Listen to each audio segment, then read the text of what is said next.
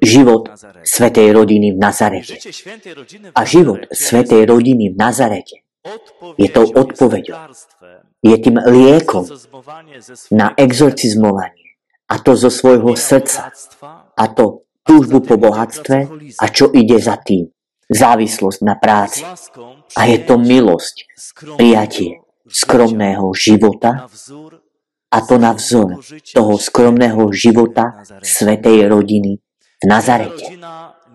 Svätá rodina nemala ani paláce, nemala bohaté, luxusné domy, luxusného osla, tak luxusného, ako by sme povedali na vtedajšiu dobu, ako luxusný Mercedes, žili veľmi skromne.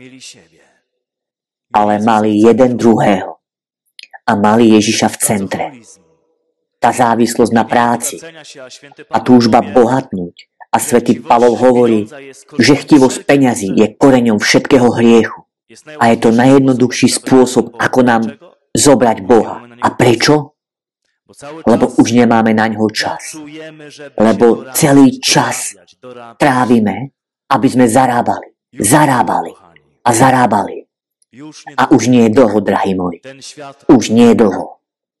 Tento svet hynie. A to vo svojom dobrobite. A už nie je dlho.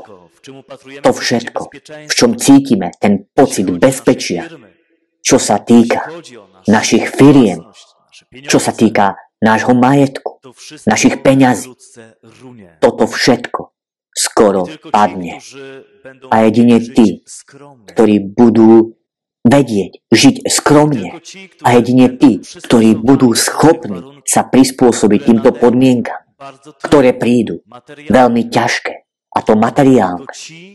Jedine tí budú svietiť týmto svetlom nádeje, viery a lásky a prejdú cez každú temnotu.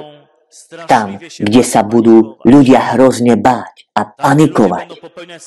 Tam, kde ľudia budú spáchať sebevraždy, lebo budú strácať, čo zarobili počas svojho celého života. A to už onedlho sa toto bude diať na celom svete. A tam títo kresťania, ktorí sa naučili žiť skromne, a to na vzor svätej rodiny z Nazaretu, budú mimoriadne chránení a pripravení na to, čo má prísť.